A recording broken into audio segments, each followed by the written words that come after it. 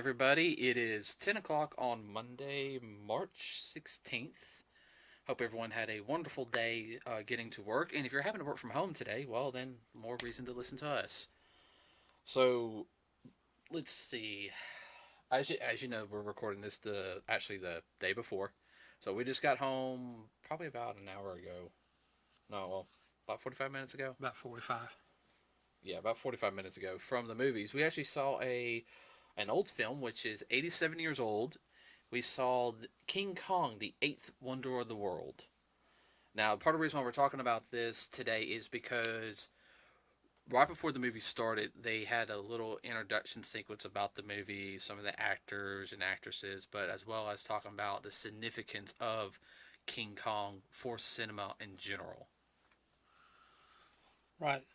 Uh, there was a lot of innovative things at the time. One of the first ones came about was the person that wrote the music score, who wrote a lot of music scores in his lifetime. Rod Steiger. Not Rod Steiger. Rod Steiger's an actor. Oh, I got him on my mind. Anyway, this was the first movie where the score and the music played a very important role in helping to carry on the action and to actually set up the scenes within the movie. Yeah, mostly music back then was mostly before this film was usually as background noise, and this is more in the sense when you had talkie films is what they were called back then because you still had the silent era going on. It was starting to fade out more. You had more audio where they could actually combine the film with the audio.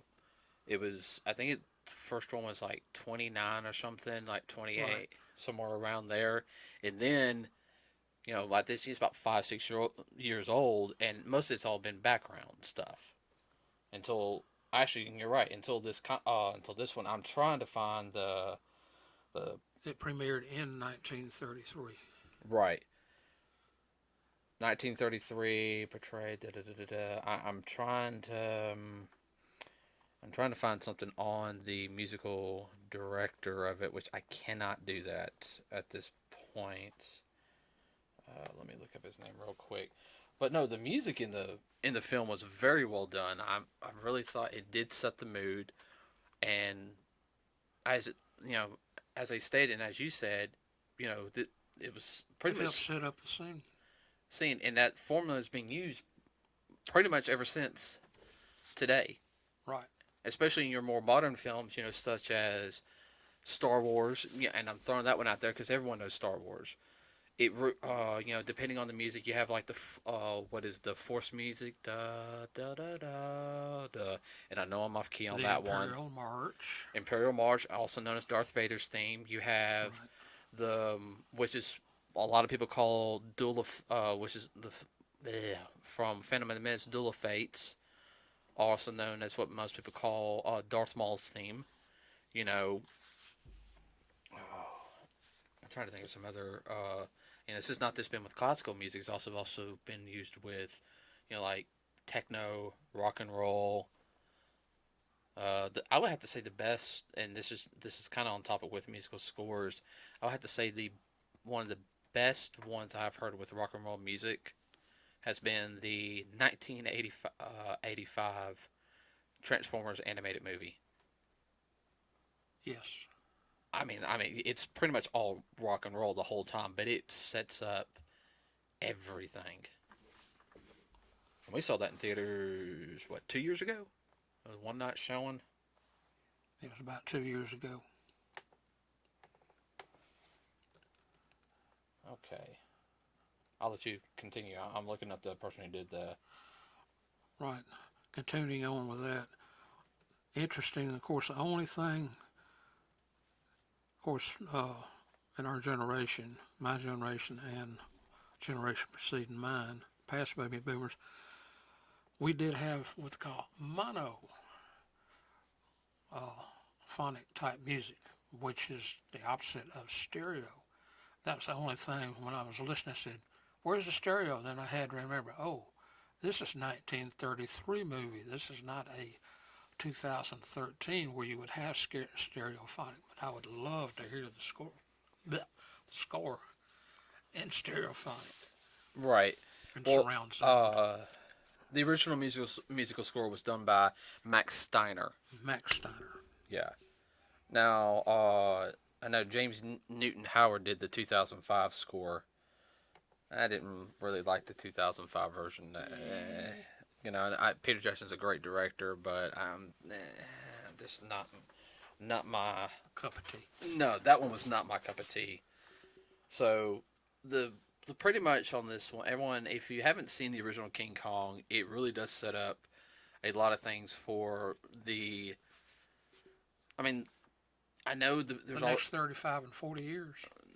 Yeah, not only films, but it also really helps set up the what do you call it, the kaiju era, because this was Godzilla is king of the monsters. Okay, but King Kong is technically could be classified as the first big movie screen monster. Actually, out of the out of ones that had audio, because there was the Right.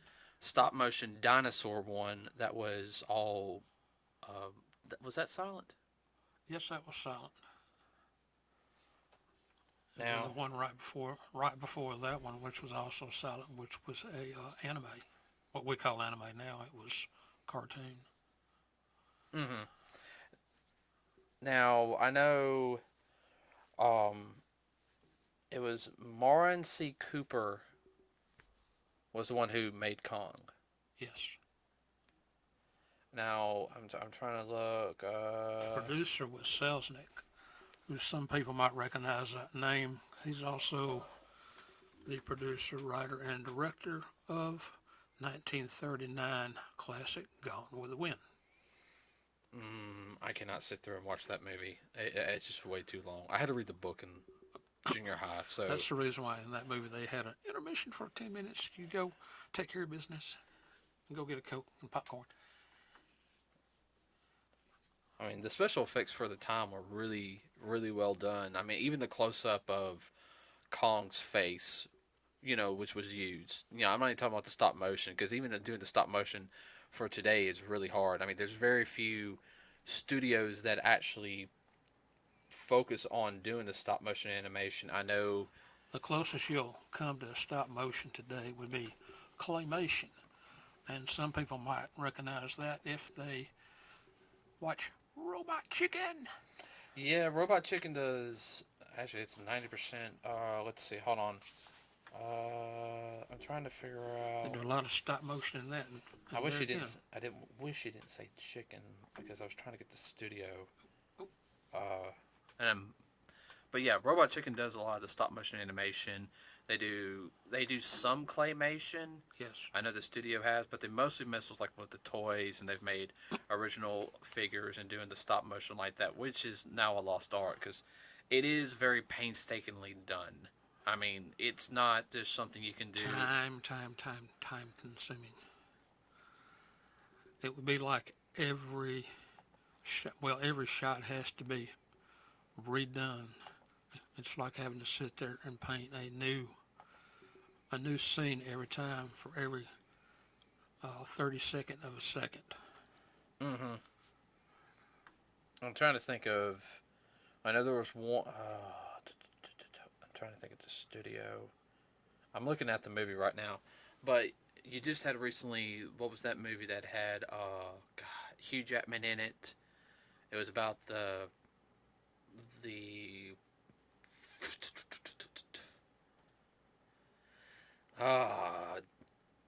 it's on the Bigfoot having to go find his cousins on the other side of the world. It was It was actually claymation. It was done in the same claymation as like Chicken Run, where they're trying to escape from becoming chicken pot pies. It was also the same animation that was Wallace and Gromit. It's pretty much done in the same art style. There was another one that came out in 2016. I have not seen it. Kubo and the Two Strings. Now that one has like the largest like stop motion puppet in the world. I mean, that thing's like 12, 13 feet tall. Wow. Yeah, and they did stop motion with it. Wow. Yeah. It took a lot of hands on deck in order to operate that. Hmm. But even by today's standards, I mean, the stop motion was what was very well done. Now today's stop motion for that would be classified as amateurish because it didn't move as smooth as some of It it would. didn't flow as well as it would today. But for something that's 87 years old, that's still really good. Now, what I'll say when I was getting back into it with the close-ups of Kong's head, that was really really well done. I mean, I've seen. His facial expressions were amazing to me. I mean, even Not so much the mouth, but the eyes and the brows and all moving and showing the emotion. yeah, I mean that's probably where Jim Henson got a lot of his idea from a lot of his stuff. Could have. And I would actually love to see if Jim Henson got some of his ideas from his stuff for watching old films like that. But no, even by today's standard, that was really well detailed and done. I mean, I know I've seen some films where this is supposed to be some I look at it like Really? yeah, it's like you know Is that all you got? Show me what you got. now I know with some of the actors and actresses that did in it, like they were kind of stiff like you said in the beginning when we were on the way home. Right. First part of the movie, lead actress Fay Ray, and I can't remember the name of the man that was her leading man, but they seemed to be a little bit stiff, like they were trying to get into it. After about 10 minutes or so, they were hitting it. They were clicking right along.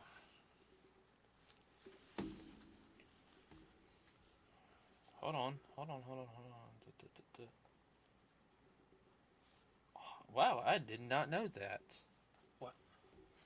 All right.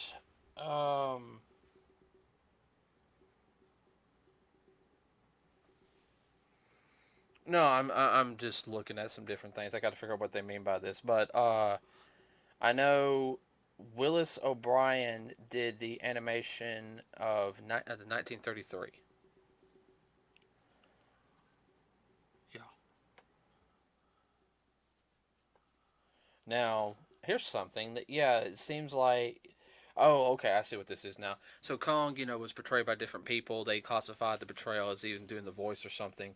So Willis O'Brien, he was the animator. So he was pretty much, as you can sit there and say, he really revolutionized the stop motion industry in a sense. And one of his proteges actually worked on the Seven Voyages of Sinbad, which has the skeleton stop motion fight scene. Now, here's something. They had a Rick Baker was Kong in 1976, along with Peter Cullen, and also in the 1986 he did the vocal effects. If you know who Peter Cullen is, Optimus Prime. All right, let's go to anything. I'm just going through it, so. Well, let's see. The movie made what about $1 million? It made it made $90,000 its opening night. Which in 1933, that was a lot of money because we're talking about the Depression era. Right. Tickets around 35 to 75 cents, but you also got to think of how the dollar, the inflation isn't there like it is today. So I mean, so like. Right, 35 cents for a ticket then. Think about what a ticket for opening night on a high-rated movie is now. What, $25 or $30? Depends on the area mostly. Yeah, in the area too, and depending on whether or not it's just on regular screen or on a special screen. If it's IMAX, if it's 3D, or if it's IMAX 3D. All right, so. And wow, we're actually. But let's see. They said it made what about $1 million altogether. Yeah. Which it saved the studio, which was Radio Studio. It was RKO Studios, which also called Radio Studios, which they almost were in the tank at the time, and it saved that studio when they went on through the Second World War. And they got bought out, I think, in the late 40s. Became part of Warner Brothers property. Right, and then Warner Brothers, Warner Brothers does milk a lot of properties, which I understand that to an extent because you had all the different King Kong incarnations next couple of years. Let's see. You had King Kong, then you had Son of Kong, which was like right after. Well, actually, they did Son of Kong. They kind of rushed it through using the same main actor. Mm-hmm. That was a sad movie at the very end. That's the only thing I'll give you on that. Only thing, only thing that burns my bacon is the fact they don't hardly ever show that movie on TV or whatever. I can't remember the last time I have seen The Son of Kong, but it's been, I know, 35, 40 years. They may have had it on, but I sure did miss it. I hadn't heard about it, at least not in our market. TCM, if you're listening, put it on there for me. Yeah, there was also some films. Let's see. That could be associated with it. Okay, that's where the monster was from. I think uh, the the T Rex in it. Yes. Was that the T Rex from the Lost World, the 1925 silent Lost World? It may have been. I couldn't say off the top of my head, but that was a T-Rex that fought the brontosaurus, if I remember rightly. Now you had Son of Kong. You had, of course, King Kong of '76. Right. Then you had the '86 version, which the '86 is what I think they went with a little bloodier on it. I think it had that guy like with the. I remember him having a beard, and I said they killed him at the end. I remember, Yeah. I don't think that one did too good.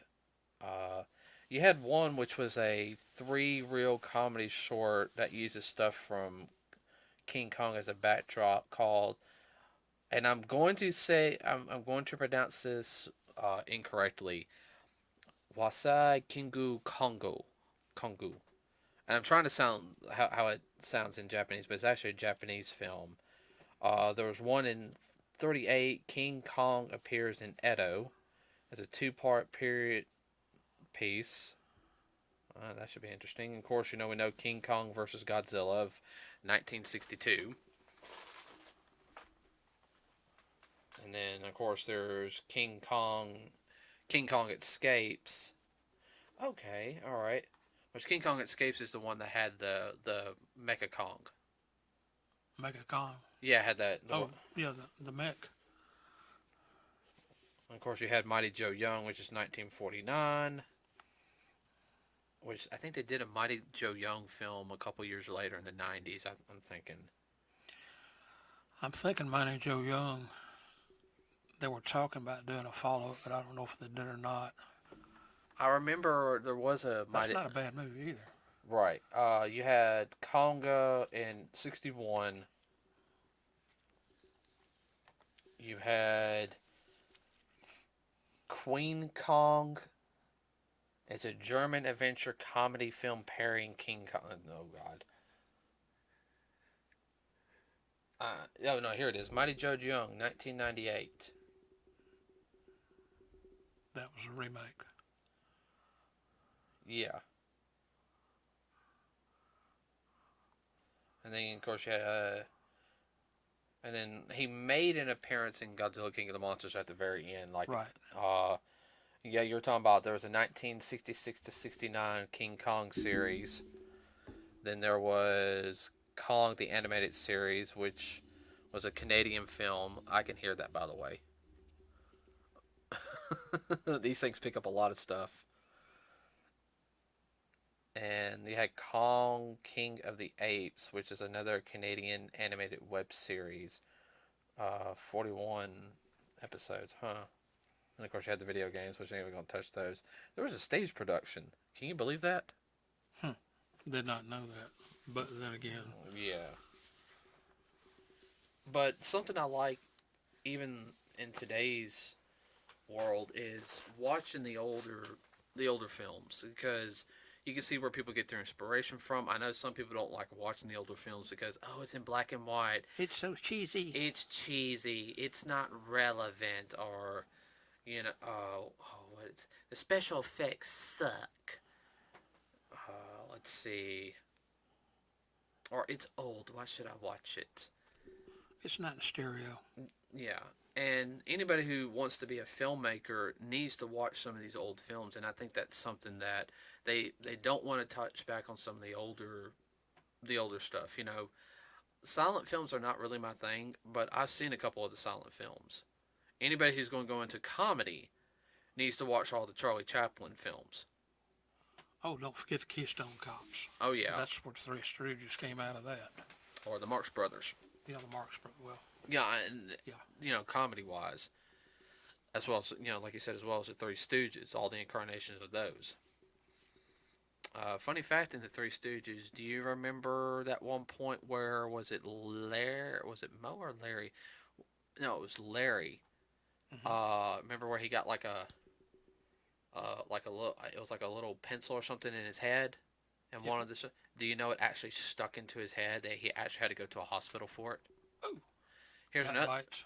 Here's another one. Do you know when Curly on the bed frame and one of them where his head, he kind of falls over and kind of goes out the window? Yeah, I remember that one. He split his head open. Oh, And that's Curly. Yes. and when Mo got like the oil in his eyes for that one scene, Yeah. he had to go to the hospital for that to clean his eyes out. Yeah. He almost went blind because of that. Well, we'll do Three Stooges another time. I know. I just remember. I'm just Random. sorry. There's the random fact for the day, but no, and I guess it's also talking about good about King Kong because we saw Kong on Skull Island, which came out like 2017, like right before. Right. It was good though. Oh yeah, no, I mean we didn't see it in theaters, No. but it was very well done, and I had a feeling they were setting up for. King Kong versus Godzilla, which comes out later this year, which I'm really, really looking forward to. I will say this though, I just going back to King Kong versus Godzilla of 1962, it was very much pulling out of their butt that, oh, King Kong has electricity powers. Where did that come from? Yeah. Not from Kong Island. No. Oh, here's something. Do you know in the American version, King Kong won, but in the Japanese version, Godzilla won. And everyone always says Godzilla wins. Let's see. That's all I can think of as of right now for this one. I mean, it's a little bit shorter episode than what we usually do. Well, it's a fun fact. They came out at the beginning of the film. A lot of people might not know. The actress Fay Ray was not the original one chosen to play the role of our heroine. The original actress that was chosen, and she was very, very popular at the time, was Jean Harlow. Yeah. And she turned it down, and that just goes to show you, a role that you might think is, could be the role you need to break out. Right, to launch your career, which it did for her. Interesting thing, that's also, they said that at the very start of the movie, before the movie, then they got into the movie, that was part of the premise of the movie, the very, very first. What? Him trying to find an actress that would go with him. Yeah, you're right, because that's the first part of the movie, him trying to find, somebody to be the so-called actress for it. Now, I'm wondering... No. Forget. Totally different subject. Sorry. So, yeah, unfortunately, everybody with this one, I'm kind of like, I'm trying to think, because, like we're doing this the day before, like we always do, and I'm kind of, I can't think right now. I blame work. I'm trying to think of another interesting fact. Of course, 1933, though. Oh, I do remember that the gates in King Kong were burned a couple of years later. They were burned and destroyed for the burning of Atlanta and Gone with the Wind. That's correct, along with some other sets I won't mention at this time. That, in fact, random fact, that was the first scene shot for Gone with the Wind. They had to clear out all of that stuff so that they could make Gone with the Wind. I know.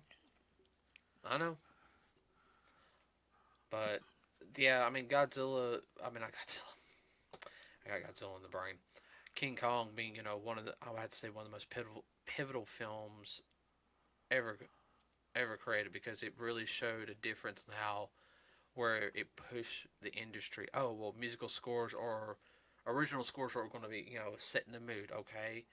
There. I mean, and look what it's done now. I mean, you can get it everything from movies to TV shows, even especially video games, how, because music can set up a really, okay, here's another example. Inuyasha or Naruto. The musical scores really set the mood. Set the mood and let you know what's coming up. They give you it's a lead in or intro into the action coming up, the next scene. Mm-hmm.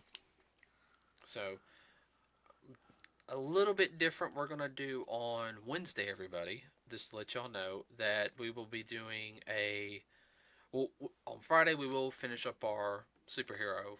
Right. Our 3 segments of our superhero talk. Wednesday, I'm going to do something a little bit different. I'm going to do an unboxing video. So we're going to add some different content on here besides the podcast. We're going to do an unboxing video of a video game, since, it is, we do talk about video games on here. The new My Hero Academia video game that just came out here this past Friday. I'm going to be doing an unboxing for that. So I'll be recording that, and you guys will get to see everything it came with, and, kind of some opinions on it. I know it's kind of what people like to see.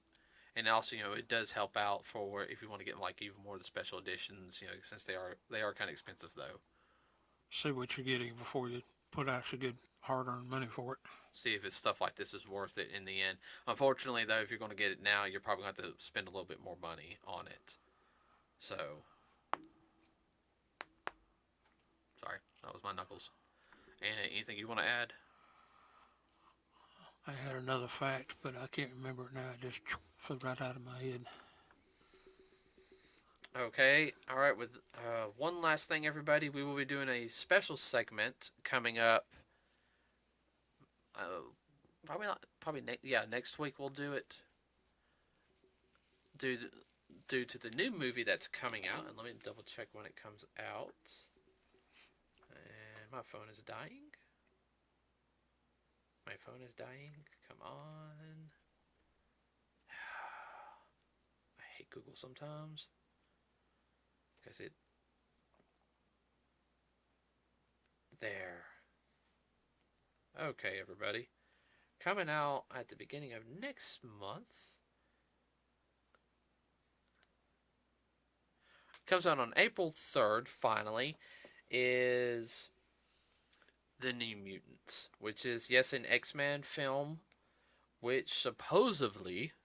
It is a horror film, by the way. Which is supposed to be set in the Marvel Cinematic Universe. So we will do a whole series right before it comes out on the X-Men franchise films. Is that alright with you? Oh, it's fine. Is this going to be a slasher movie? No, it's not going to be a slasher. It's a horror movie. I think it's more psychological horror. More psychological. Okay, more like Psycho. Yeah. So we'll be talking about X-Men as a whole, like mutants as a whole, for a whole entire week. We'll go over the movies, the 2 TV shows that happened. So one of them ended and the other one got canceled. Still mad about that. But with that said, everybody, we'll see you on Wednesday. Have a good week. Wash your hands. Remember that. Don't touch your face. Don't touch your face. You guys know what we're talking about. We're talking about the beer virus. So, with that being said, everybody, we are out.